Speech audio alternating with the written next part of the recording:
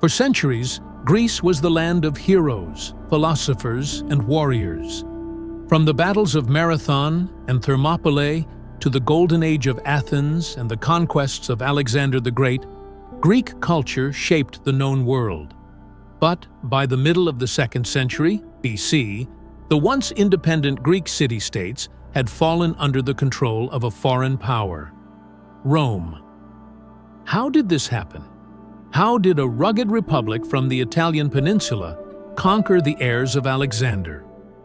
And the slow absorption of Greece into the growing Roman Empire. The Greek world after Alexander.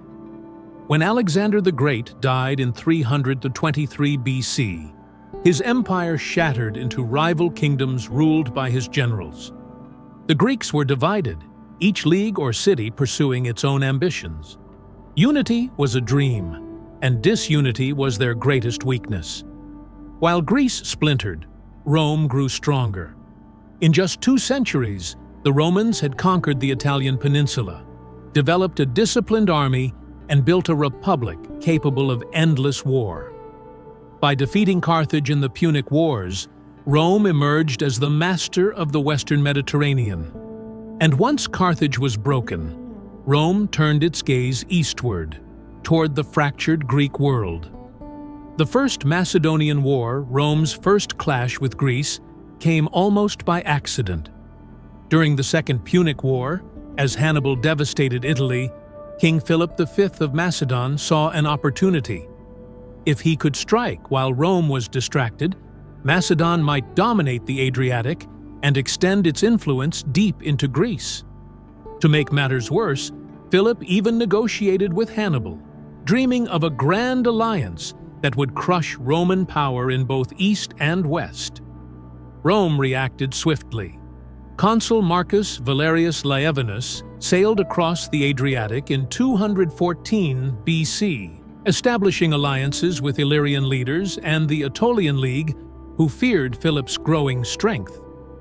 The war was scattered across coastal strongholds and mountain passes. No decisive battle, but a contest of raids, sieges, and political maneuvering. Both sides bled resources without gaining decisive advantage. By 205 BC, exhaustion forced a settlement. The Peace of Phenice ended the war with Philip retaining his kingdom, but Rome had planted its flag in Greek affairs. The message to every Greek city was unmistakable. Rome had arrived.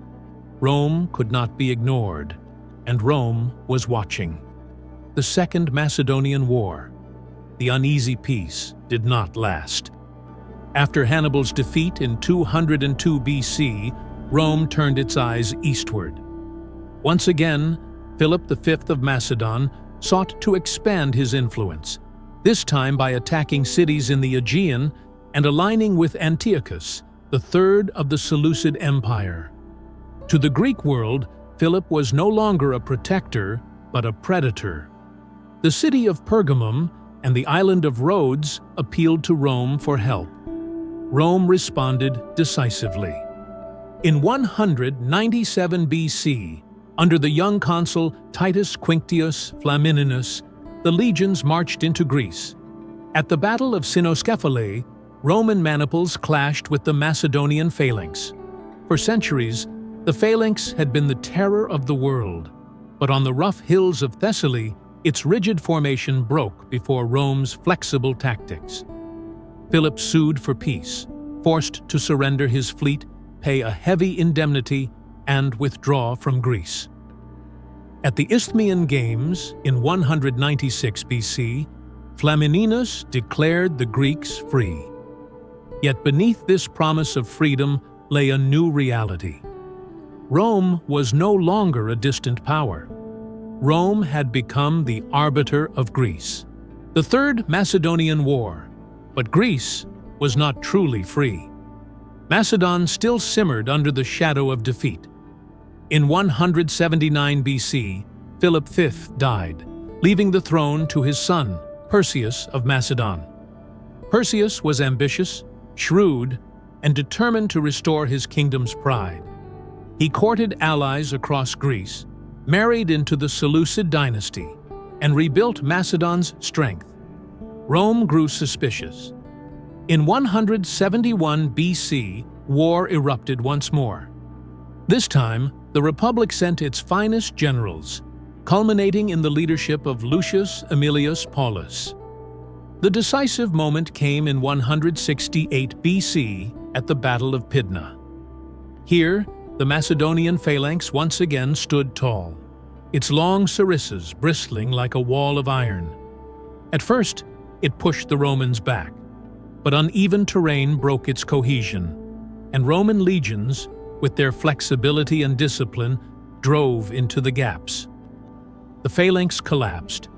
Perseus was captured, paraded in a Roman triumph, and Macedon was reduced to a client kingdom. The old dream of Alexander's heirs was shattered. Rome had shown the world that no army, no matter how legendary, could withstand its legions. Even after Macedon's fall, Rome still faced resistance in Greece. The proud cities of the Achaean League, led by Corinth, refused to bow completely.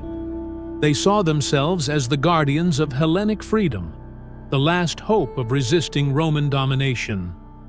Tensions escalated into the Achaean War of 146 BC, a desperate final stand for Greek independence. At its head, fiery leaders like Critolaus rallied the League, urging resistance at any cost. But the might of Rome was unstoppable. Commanded by Lucius Mummius, the legions marched south, crushing the League's forces at the Battle of Leucopetra. Corinth, the jewel of the League, was left exposed. In the spring of 146 BC, the Romans stormed the city. The fighting was brutal, but the outcome was inevitable. Once victorious, Mummius ordered Corinth burned to the ground, a smoldering warning to all who defied Rome.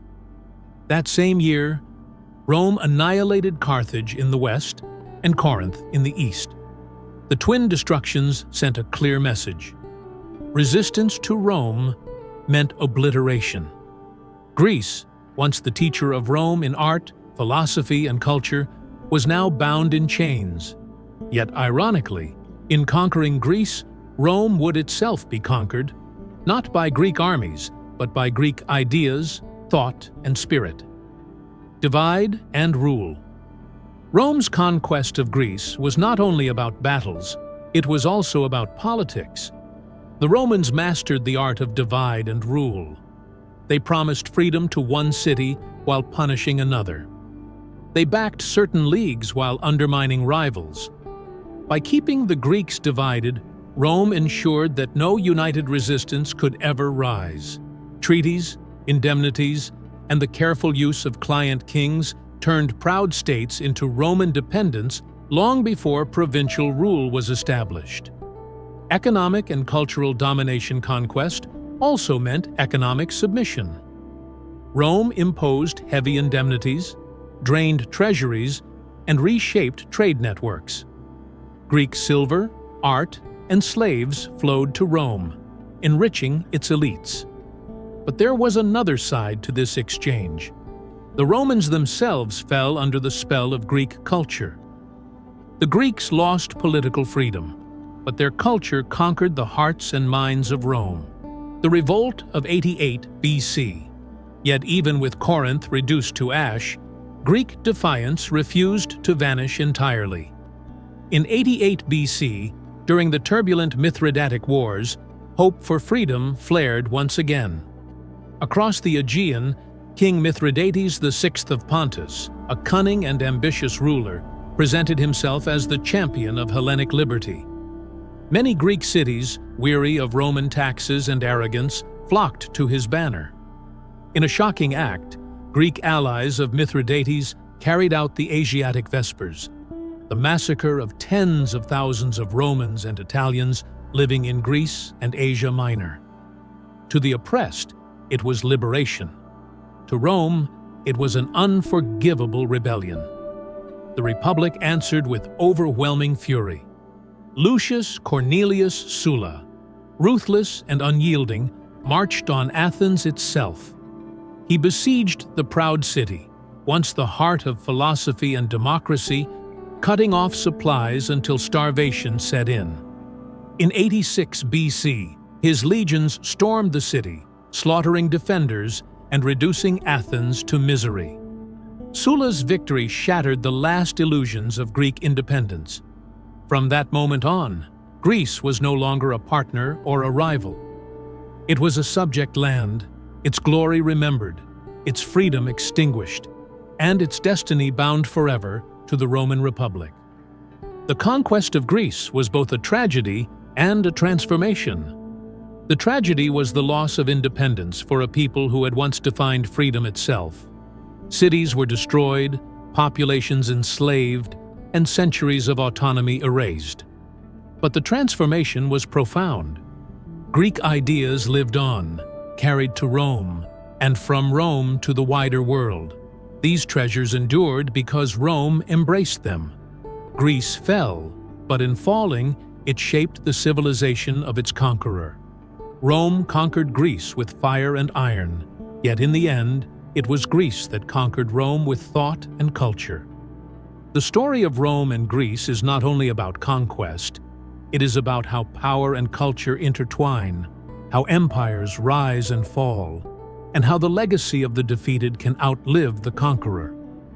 If you found this journey into history fascinating, make sure to subscribe for more stories of ancient wars, empires, and the people who shaped our world.